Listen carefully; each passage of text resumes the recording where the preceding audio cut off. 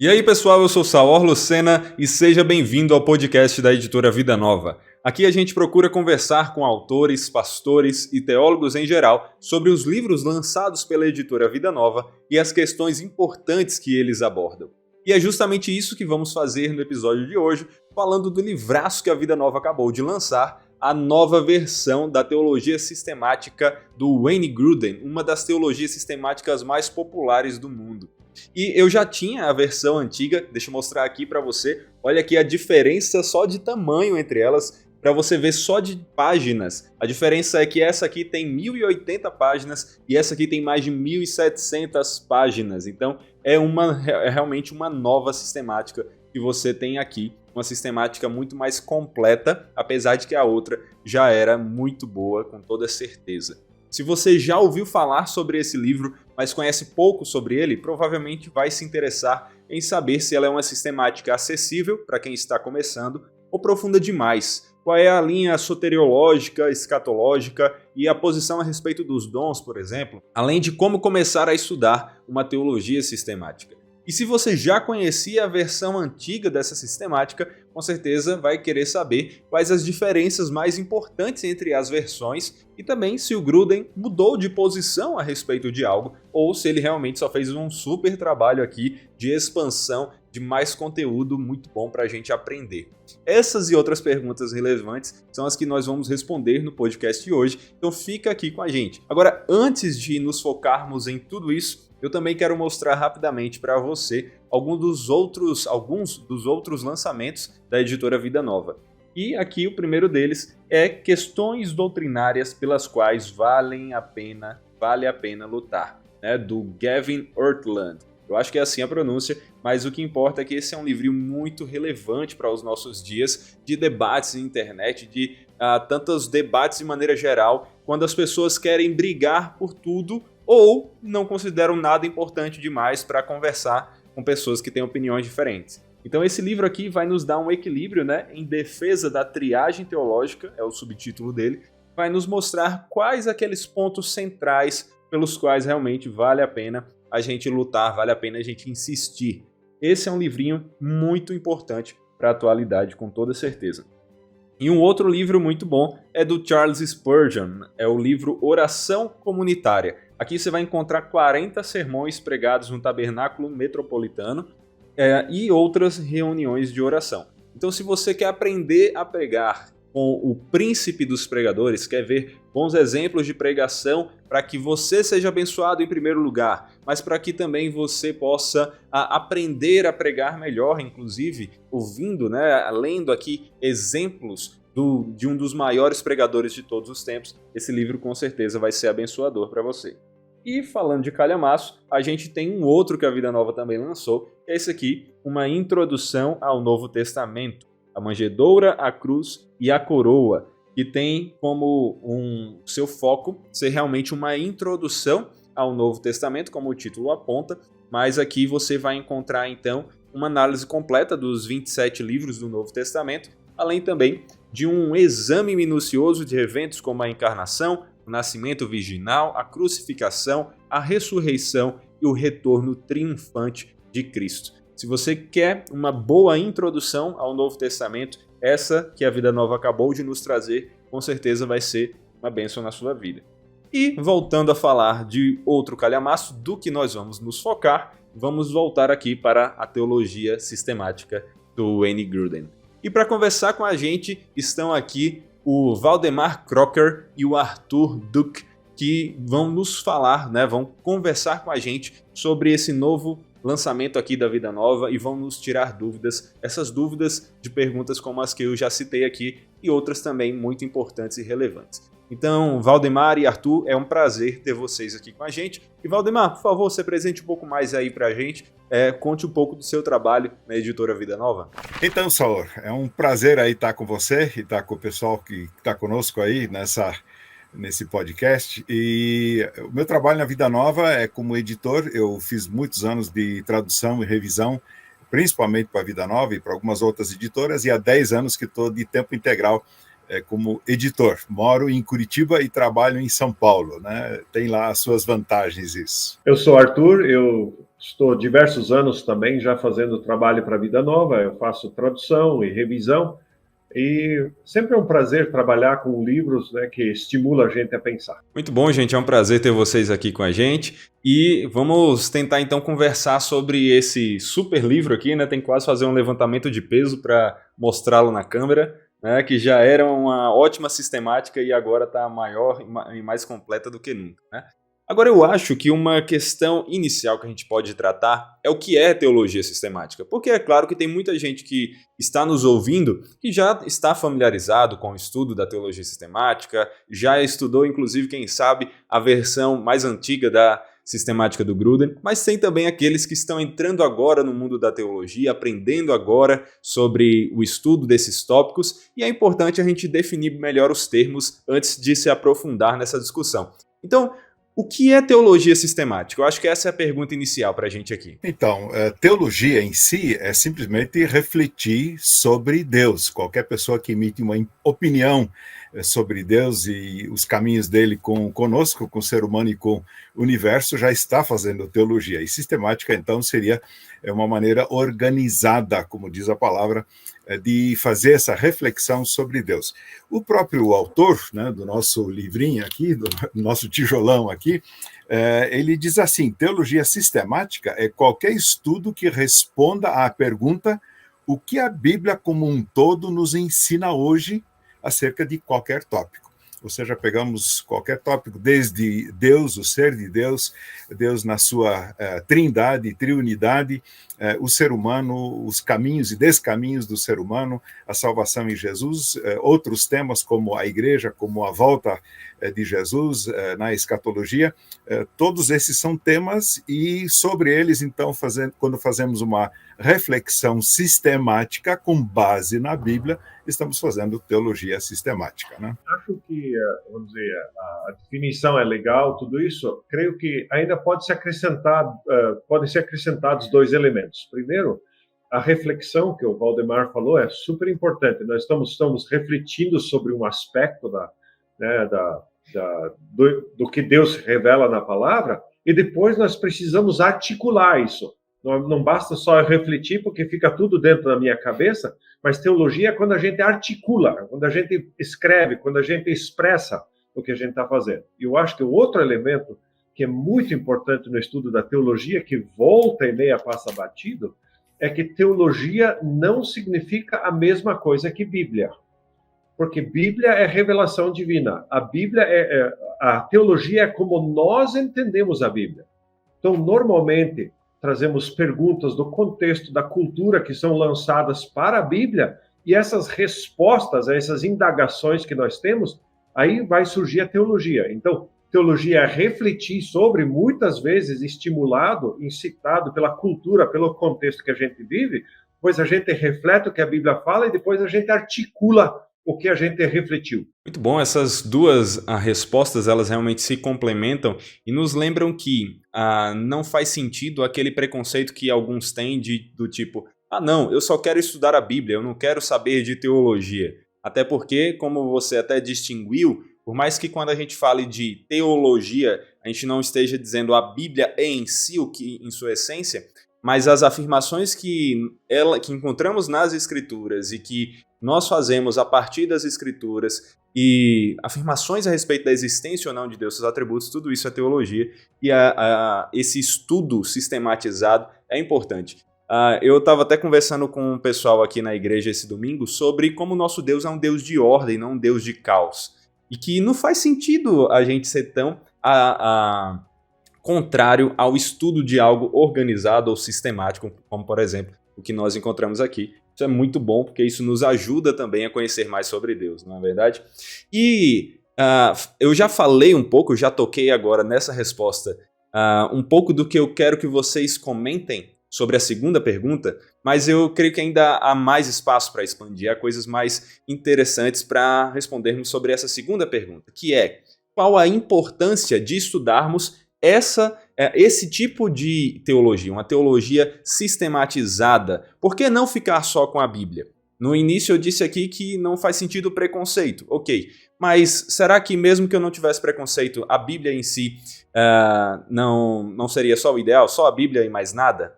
O que é que vocês acham sobre isso? Qual a importância de estudar teologia sistemática? Bom, o próprio autor aqui, eu preciso dizer que eu concordo com ele, fala sobre os benefícios, um dos aspectos que ele usa na resposta a essa pergunta, fala dos benefícios para a nossa vida, né? Então ele diz que estudar teologia nos ajuda a superar as nossas ideias equivocadas, né, pelos caminhos e muitos descaminhos da vida. A gente acaba, às vezes, não acertando bem, não só a reflexão e, como o Arthur bem complementou, a articulação, a formulação daquilo que nós cremos. E por isso que precisamos saber o que a Bíblia diz sobre um determinado assunto, extraindo de todos os livros da Bíblia que falem sobre isso, né? Então seria um dos aspectos aí para a gente superar as nossas compreensões equivocadas da vida e de conceitos de Deus para nós. Dois aspectos que eu acho que ajudam a gente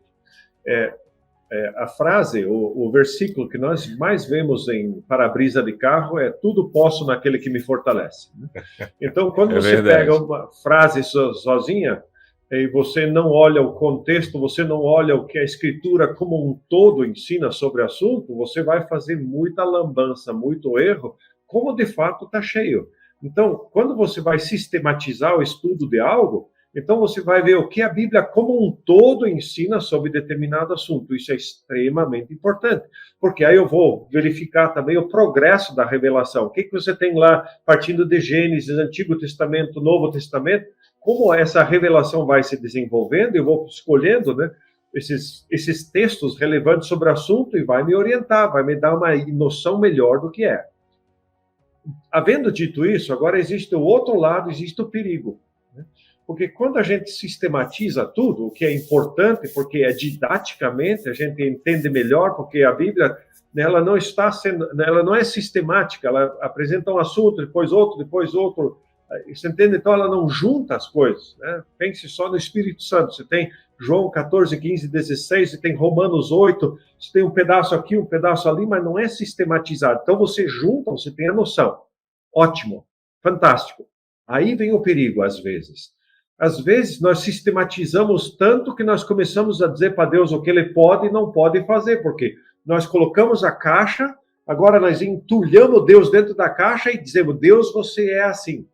Então, eu leciono teologia sistemática faz muitos anos, e a minha primeira aula sempre é assim: teologia sistemática em si é um absurdo. Como assim? Você não está lecionando? Sim.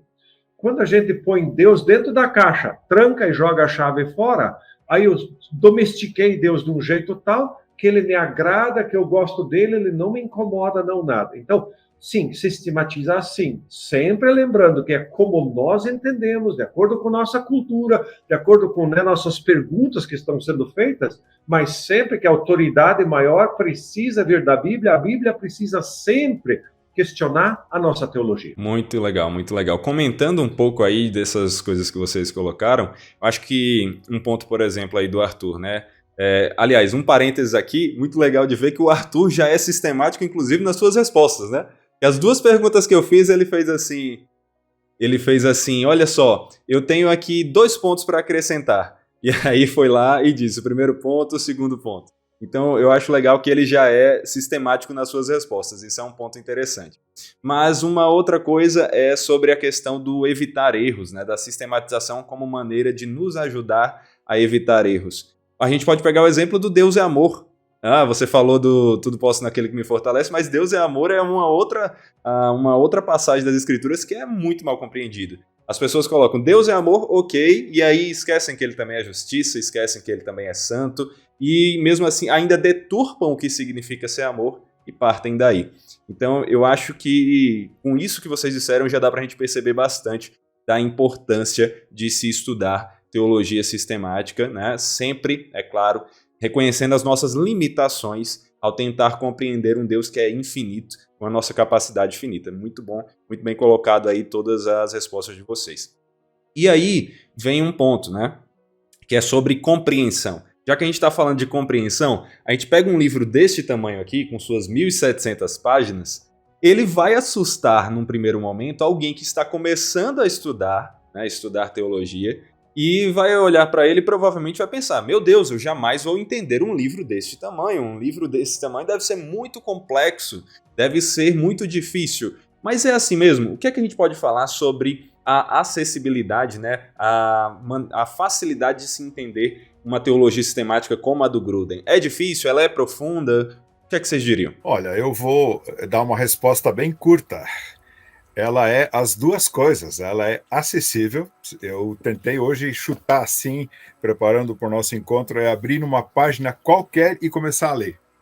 E é interessante que não é difícil entender o que está ali, ou seja, ela é acessível e ao mesmo tempo é profunda. Você vê toda a temática que é analisada, discutida, elaborada em detalhes aí, você vê que ele vai a uma série de questões. É claro que poderia abarcar mais questões ainda, teríamos então talvez o dobro, né, desse volume aqui, mas acaba sendo, além de bem acessível, de fácil compreensão para quem tem uma base, né, na reflexão da Bíblia, uma base de escola dominical, de participação de cultos, já consegue entender a maior parte disso, e é ao mesmo tempo profunda para ajudar a gente a se fundamentar mesmo nos conceitos que vêm aí da palavra, né? O Arthur trabalhou, assim, foi o que mais se aprofundou durante o trabalho, né, dessa teologia, porque ele fez a comparação, e talvez isso aí seja interessante colocar aqui, Saúl, e para o pessoal que nos acompanha também, ele fez a comparação entre a primeira edição que nós tínhamos aqui, pegou o arquivo da primeira edição, e aí pegou o arquivo da nova edição em inglês, e aí é um trabalho minucioso de dedo aqui e dedo ali, e comparando trecho por trecho, né, para daí descobrir o que foi acrescentado e o que foi alterado. Às vezes são 2, 3 palavras num parágrafo de 10, 12 linhas que foram alteradas, e é importante descobrir. E o Arthur, então, fez esse trabalho hercúleo mesmo de comparação, e aí, claro, já no novo arquivo já ajustou, já traduziu o que faltava traduziu, eliminou o que precisava cortar e assim por diante, né? Então, o Arthur com certeza sabe responder essa questão, se é acessível, né, e se é profunda essa teologia. Na verdade, acho que é que nem o Valdemar falou, eu conheço uma igreja que o material de estudos deles, da classe de adultos, é a teologia do Gruden, né? Então, se é uma classe de adultos, então é porque ela é acessível. Igreja boa, viu? Igreja boa. Tá dando uma sistemática aí na classe, isso é bom, porque normalmente as pessoas só querem falar de umas liçõezinhas de moral, né?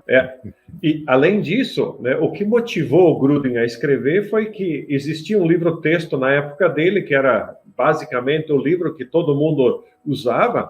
Ele disse, cara, o livro é bom, mas a gente não entende. Então, o motivo dele escrever foi, cara, eu preciso criar alguma coisa que as pessoas leiam e entendam. E tem pessoas que têm a capacidade de escrever para que os outros entendam, e tem pessoas que escrevem que ninguém entende, né?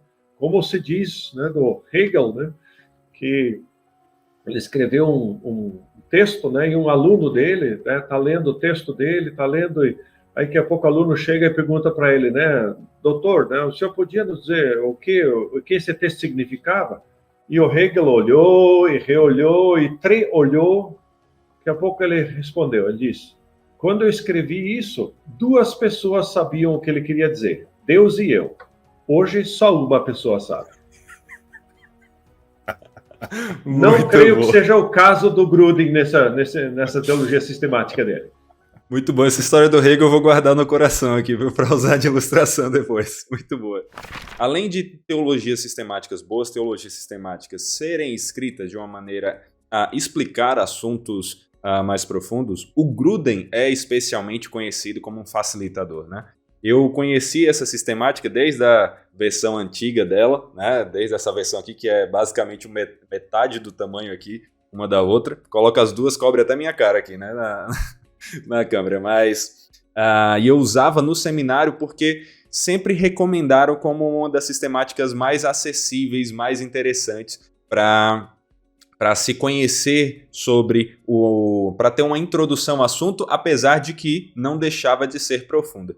Então, é muito bom ter ainda uma expansão dessa acessibilidade. É mais conteúdo acessível para aprofundarmos, né, nos aprofundarmos no conhecimento. E eu acho que agora vale justamente a gente entrar, né, depois de mostrar aqui as duas e comentar um pouco sobre esse seu trabalho, que aí sim deve ter sido complexo de comparar lado a lado dois calhamaços desses, mas a gente comentar sobre as diferenças entre as versões. Afinal de contas, o que nós temos aqui é simplesmente uma expansão do que já tinha, ou nós temos também até mesmo mudança de opinião em algum ponto? Eu acho que isso é uma dúvida que as pessoas que têm a sistemática antiga vão ter bastante vendo esse podcast, que é, opa, eu já tenho a minha sistemática antiga aqui, a primeira edição. Eu preciso da segunda? Tem mudanças reais, grandes, significativas? Então, o próprio Gruden coloca no seu prefácio, né, prefácio à segunda edição, entre outras coisas, uma lista das alterações. Por exemplo, há bibliografias totalmente atualizadas, uma enormidade de obras são citadas. Outra coisa, não vou ler tudo aqui e alistar tudo, porque são 16 itens, mas só chamar atenção para alguns mais importantes aí. Ele também... e ele também acrescenta hinos contemporâneos, hinos de louvor contemporâneos, cânticos, né? Na edição primeira em inglês já tinha os hinos, que pelo que eu lembro não tinha na edição primeira nossa em português, e aí ele acrescentou em português. Agora então nós temos os hinos. O Arthur fez o trabalho de achar aqueles que são já cantados tradicionalmente aqui e traduziu os outros que não são, e foram acrescentados então cânticos de louvor contemporâneo. Cada capítulo tem lá o seu hino e o seu cântico de louvor contemporâneo correspondente ao tema, né, daquele capítulo. Olha que legal, então dá para cantar sistemática, dá para cantar a partir de uma teologia sistemática aí, né? Que legal, isso aí é bom para nossas liturgias tão bagunçadas de igreja, mais hinos saudáveis para cantarmos. Excelente. E aqueles que têm já versões consagradas em português, é só pegar e cantar. Por exemplo, aquela igreja que segue a sistemática na escola dominical já tem a sugestão de hino ali, de cântico de louvor, que pode usar naquele mesmo encontro, né? E o autor também tem um capítulo, né, totalmente revisado aí sobre toda a questão de criação e evolução, incluindo as evidências, né, mais recentes aí a favor do design inteligente. Ele faz também uma crítica, né, a respeito da nova perspectiva de Paulo. Além disso, e essa é a parte mais difícil, como eu comentei agora há pouco, do trabalho de cotejo de uma versão, né, de uma edição com a edição seguinte, a edição atualizada, é que ele aproveitou sugestões de alunos, né, das suas décadas de ensino, né, foram 25 anos entre uma edição e outra. Ele aproveitou sugestões de estudantes e também de correspondências por e-mail, né, do mundo todo, e foi ajustando certos trechos aí, né? O que, de fato, a questão de mudar alguma coisa, ele mesmo, quando perguntado sobre o que mudou, ele diz, olha, é muito pouco. Ele diz que agora defende a doutrina da impassibilidade de Deus, né, no sentido de Deus ser, não de não ter sentimentos, não ter emoções, mas de ser inabalável quando recebe fatos, reações, por exemplo, nossas aqui, né? Depois, um aspecto bem importante também que ele mudou foi a questão da tradução do termo grego para filho unigênito, né, o monogenes, filho único, traduzido nas últimas Bíblias, últimas versões de Bíblia, traduzido como único filho.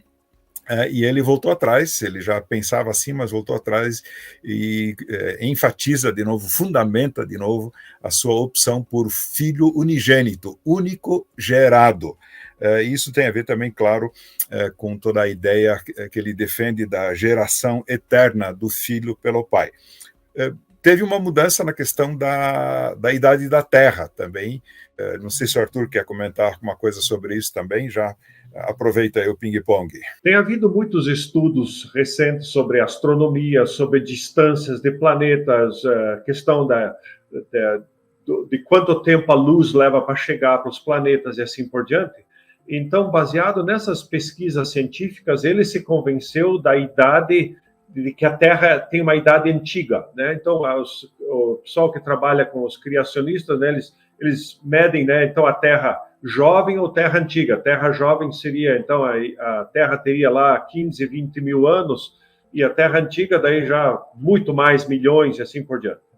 Então, ele se convenceu de que a Terra, ela de fato é antiga, mas ele tem uma postura saudável. Ele acha que tanto uma quanto a outra são defensáveis e ele não vai brigar por pessoas dentro do ramo, né, evangélico cristão que vão defender um lado ou outro. Ele acha que a conversa, o diálogo entre os dois lados possa ser positivo.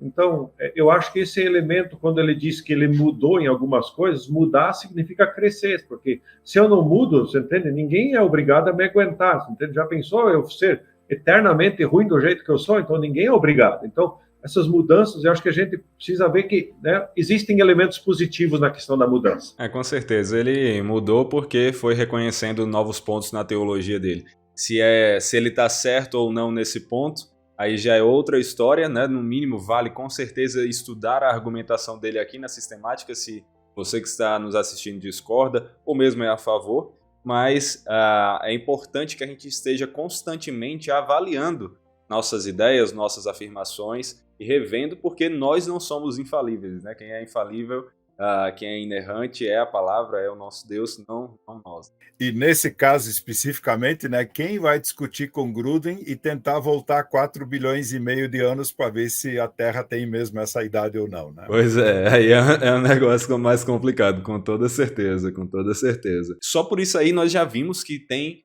além da expansão, né, que é bem óbvia de se notar, essa versão que eu tenho aqui, eu não lembro, eu não sei dizer qual é a edição, mas essa aqui tem, acho que é 1080 páginas. 1080, exatamente isso. E essa aqui tem 1700 e lá vai. Sabe o número exato? 1730, pronto. Então, olha só, é quase o dobro de páginas. Então, além da expansão que realmente nós temos aqui da argumentação e tudo mais, temos até mesmo mudança de opinião.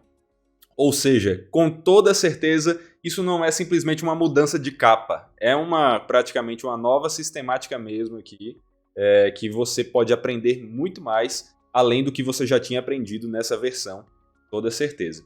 E para aqueles que ainda não conhecem o Gruden, ou mesmo para aqueles que já conhecem, mas agora ficaram na dúvida, será que ele mudou nisso também?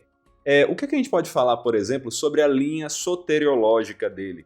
A posição dele a respeito de como é a salvação. A gente, é claro, sabe que o Gruden, é preciso destacar isso, é importante, que o Gruden aqui ele não vai dizer a minha ideia sobre tal coisa e ponto, né? Ele apresenta várias vertentes, né? Não é simplesmente a ideia dele. Mas ainda assim ele tem uma, e eu acho que as pessoas podem se questionar. Qual é a versão dele então? Qual é a visão dele então sobre a salvação, que é um ponto que a gente debate tanto, né? Com debates a respeito de calvinismo, arminianismo e coisas assim. Sendo da linha reformada, obviamente que ele vai defender toda a linha da predestinação e ele vai, né, citar os argumentos a favor disso, né? Então o pessoal da linha reformada vai ficar bem contente, o pessoal que é arminiano eles vão ter um pouco de dúvida, né, em alguns desses elementos. Ainda assim, creio que todos, né, independente se você é calvinista ou arminiano, você lê os argumentos onde pessoas concordam e discordam, é muito útil, porque nesse processo, né, uma linha vai enfatizar mais o lado divino, outra enfatiza mais o lado humano, e claro, e aí vão discutir entre eles. Então ele, né, dentro da linha reformada, ele vai sim bater o pé sobre a questão da eleição, da predestinação, e de que, você entende, isso é uma escolha que acontece lá atrás, antes da fundação do mundo, né? Então, nós existimos, nós temos fé, nós vamos crer porque ele nos possibilita crer. Então, ele enfatiza fortemente esse lado divino, a atuação de Deus no processo. E isso fica muito claro na abordagem que ele faz. E é bem interessante em relação a isso, já no primeiro capítulo dessa sessão toda, em que ele vai tratar da salvação, ele faz uma ordem, uma sequência né, dos capítulos que ele vai tratar e de como ele entende, de fato, e em geral entendemos assim a sequência dos acontecimentos, né, no processo todo de salvação. Então, na página 900, uma boa página para guardar o número, inclusive, né, ele põe essa ordem da salvação e vai seguir depois nos capítulos que vem logo na sequência. Então, na ordem da salvação, eleição, começa por aí, depois chamado do evangelho, que é a proclamação, a regeneração, ou seja, o novo nascimento, conversão, que é a fé e arrependimento, com isso vem a justificação, né, a condição acertada e justa diante de Deus, né, o estar em ordem com Deus, depois vem a adoção, aí a santificação, né, a conduta correta na vida, a perseverança, né, como o Arthur já chamou atenção para esse aspecto, né, o permanecer cristão, a morte, partir para estar com o Senhor, e depois a glorificação, receber um corpo ressurreto. Né? Então, é bem interessante observar como isso é tratado nessa sequência nos capítulos que vem, então, depois dessa abertura que ele faz sobre toda a doutrina da salvação. E até nisso dá para perceber a didática do Gruden, nessa maneira que ele expõe a ideia dele, ainda que, como a gente já falou e é bom destacar, não é que ele simplesmente esteja ensinando teologia, uma soteriologia calvinista reformada, mas ele vai apresentar diferentes argumentos. Isso é algo que os professores lá no primeiro seminário que eu fiz, que era um seminário interdenominacional, sempre enfatizavam. O Gruden, ele tem uma linha, claro, todos têm a sua, mas ele vai expor um pouco da argumentação de todos os lados, para que você compreenda também. O que me chamou a atenção nesse sentido é que, realmente, tanto no livro quanto na conversa, na entrevista que eu fiz com ele, ele é assim absolutamente elegante, equilibrado, né, em relação aos pontos de vista divergentes. Para quem, não sei como seria no caso de uma sala de aula, para quem já teve aula com ele, mas essa é a impressão que eu tenho, tanto do texto escrito quanto da entrevista, né, e também quando eu traduzi as palestras dele no Congresso da Vida Nova, foi essa experiência que eu tive, alguém que sabe lidar com o ponto de vista diferente e tratar com uma maneira amorosa, né, pessoas que pensem diferente. Com toda certeza, não tem nada aqui de um debatedor de internet de 17 anos que acabou de conhecer uma teologia, não é verdade? Em época de eleições, né? Pois é, para intensificar ainda mais.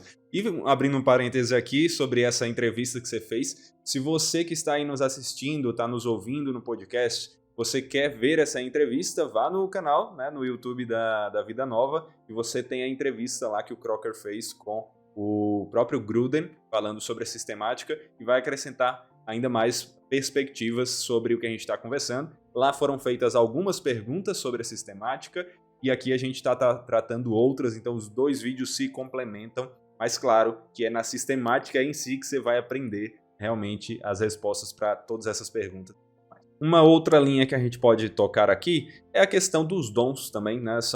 É outro ponto. Tem vários, né? A gente fala de sistemática, a gente está falando de soteriologia, eclesiologia, escatologia, a antropologia, vários pontos. Mas pegando só dois aqui, que eu acho que são o que eu mais vejo as pessoas perguntando quando se recomenda a sistemática, a posição dele sobre os dons. O que é que ele diz? Então, quanto aos dons, o próprio Gruden conta, né, ele conta a sua experiência que ele teve já no tempo de faculdade, com algumas expressões de dons, além, né, da lista toda ali, mas é claro que os dons mais controvertidos aí, né, nos últimos tempos, são alguns, como, por exemplo, cura, profecia, línguas, discernimento de línguas e assim por diante.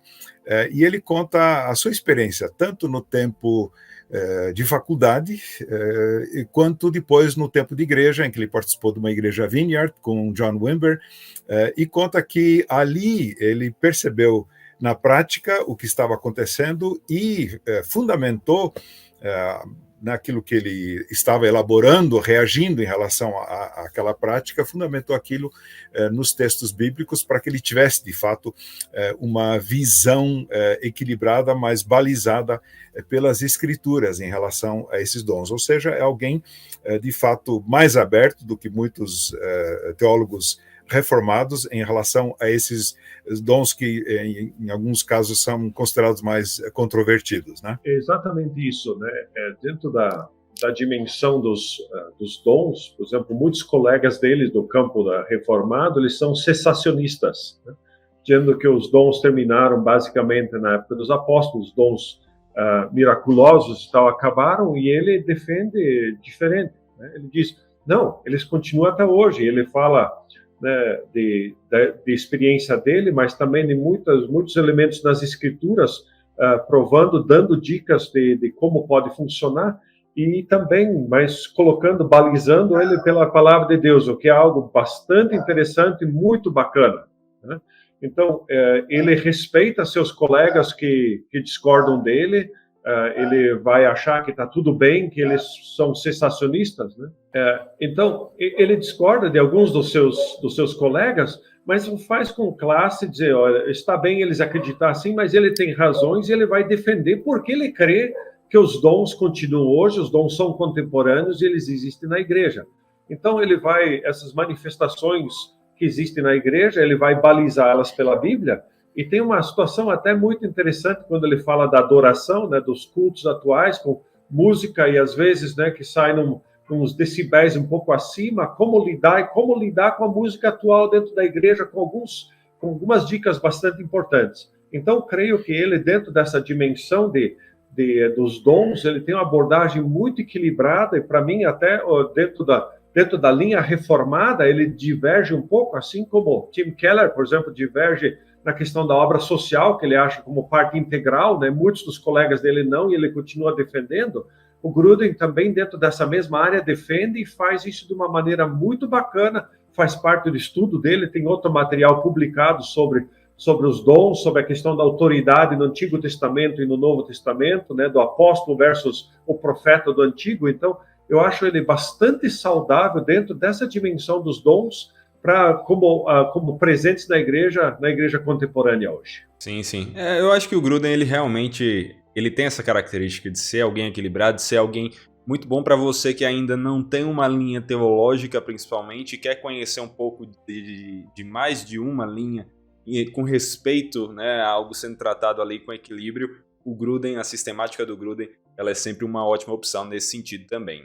E, para terminar os pontos da teologia sistemática, vamos falar da doutrina do fim, a escatologia, rapidamente aqui. Qual é a posição do Gruden sobre questões escatológicas? Pois olha, Saulo, eu fiquei muito feliz em descobrir que eu estou assim, ó, sintonizado com o Gruden quanto à escatologia, né? Ele também olha só.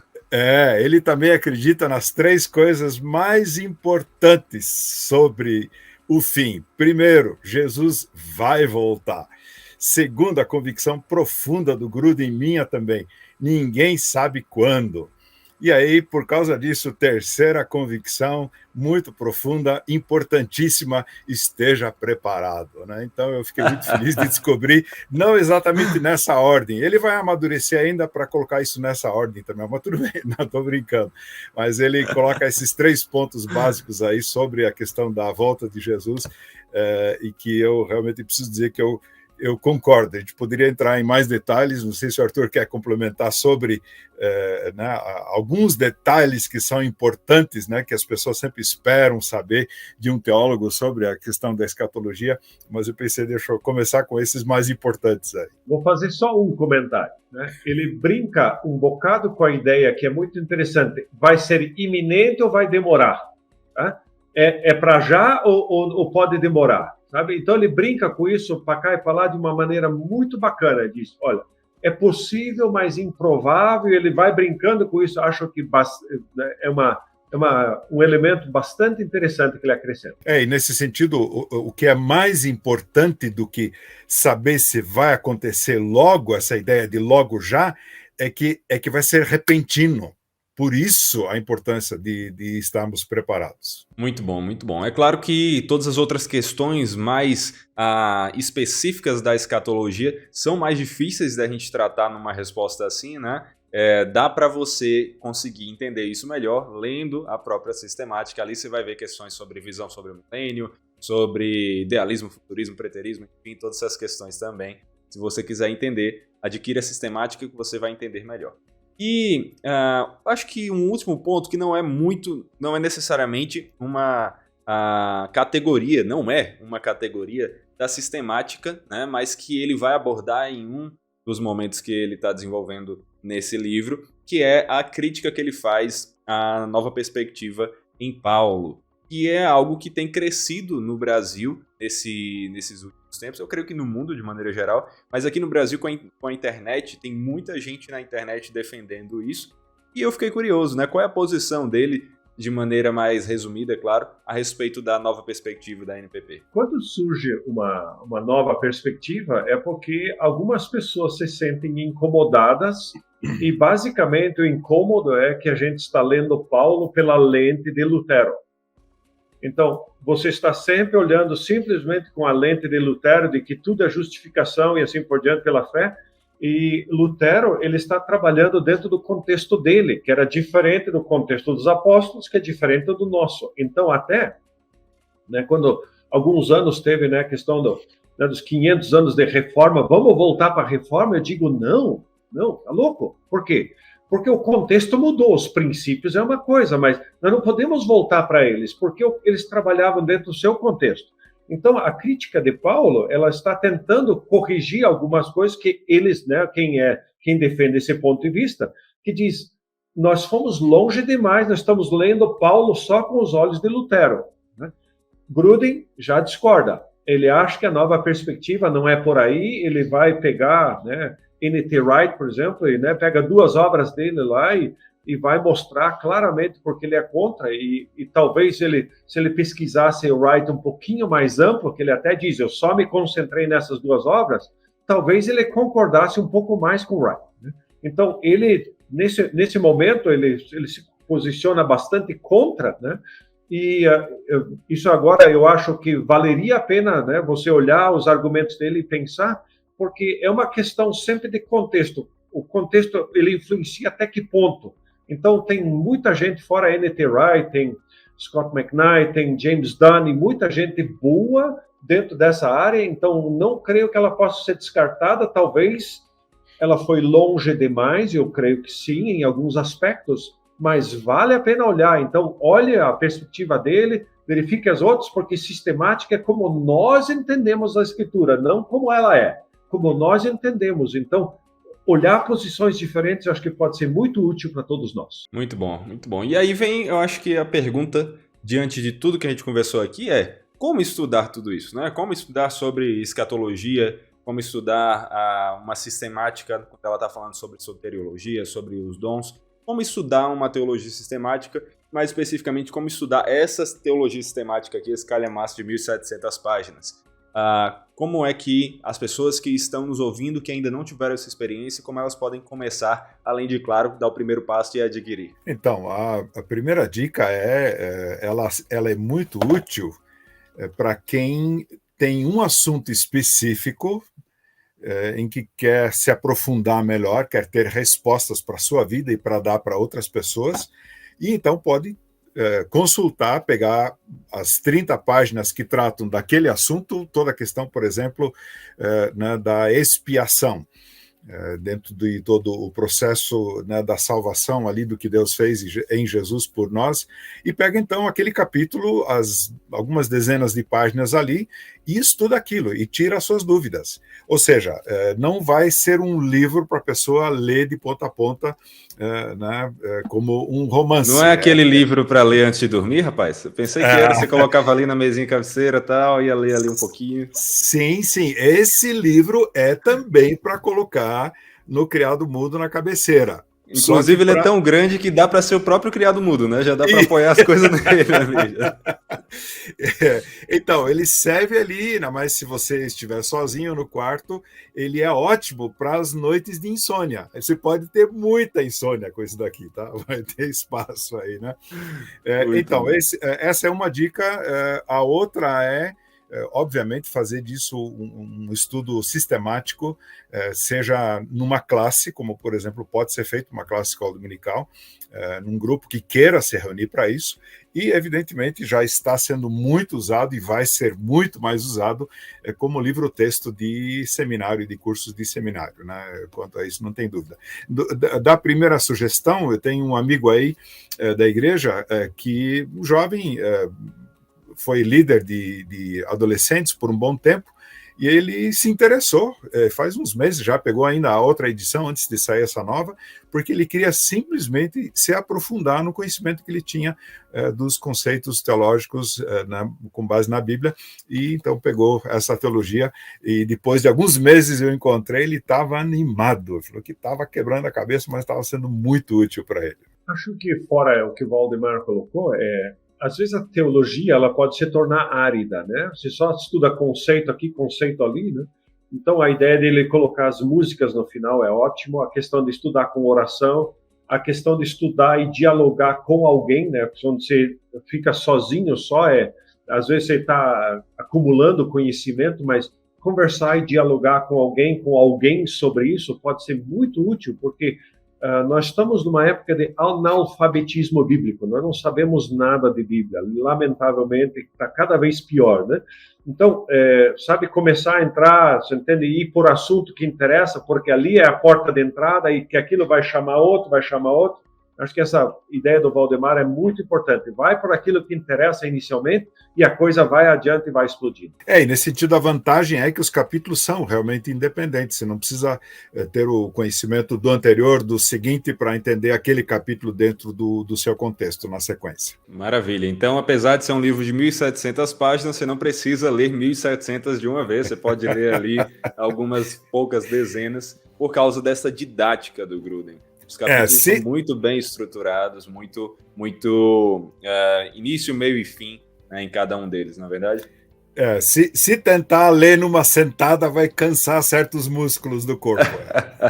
Com certeza, com certeza. Mas é isso, pessoal. Muito obrigado por esse bate-papo aqui sobre essa sistemática tão importante. Primeira sistemática que eu tive, primeira sistemática que eu estudei. Não essa aqui, agora eu já tenho que voltar para estudá-la de novo, né? Porque já é outra sistemática, dá para ver aqui a diferença entre elas. Mas é uma sistemática que eu tenho carinho, que eu vejo muitas pessoas recomendarem e que com certeza vão recomendar ainda mais agora com essa versão mais completa, né, mais boa teologia para nos ajudar a conhecer um pouco mais sobre a palavra e sobre o nosso Deus.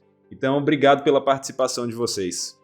Então, é um prazer, um privilégio aí a gente poder divulgar, né, um material tão vasto, num volume só e tão importante, né, para edificação aí do povo de Deus no Brasil.